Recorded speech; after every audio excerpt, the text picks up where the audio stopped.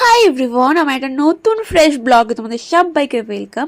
আজকে ছিল আমার সিবিটির রিহার্সাল, তাই সকালবেলা উঠে ঝটপট রেডি হয়ে ব্যাগ প্যাকিং করে বেরিয়ে পড়েছিলাম। আর আমার ক্লাস ছিল 11টা থেকে, তাই আমি এখন বেরিয়েছি 10টা 15 নাগাদ। আর তারপরেই আমি মিলন সংঘ থেকে অটো ধরে সোজা চলে গিয়েছিলাম গড়িয়াতে। তারপরে ওখান থেকে মেট্রো করে চলে গেছিলাম টালিগঞ্জে। টালিগঞ্জ থেকে আবার অটো করে চলে গেছিলাম আমি বেহালা চৌরাস্তাতে। প্রায় 1.5 ঘন্টার জার্নি বলতে পারো।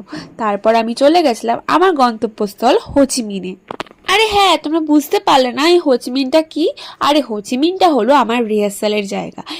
এই বাংলোটার নাম হলো হোচিমিন। তারপর দুপুরবেলা চাউমিন আর ডিম সেদ্ধ দিয়ে লাঞ্চ কমপ্লিট করেছিলাম। আর কি বলতো, মাসে 3 দিনই রিহার্সাল থাকে। খুব তাড়াতাড়ি আমাদের একটা নাটক আসছে, মিথ্যে হলো সত্যি, তারই রিহার্সাল চলছে। তারপরে বিকালবেলা যখন আমি চা খেতে বেরিয়েছিলাম, দেখি একটা কত বড় রথ যাচ্ছে। আমার রথের দিনটা কিন্তু রিহার্সালেই কেটে গেছিলো, তাই আর এবছর রথের মেলায় যেতে পারিনি।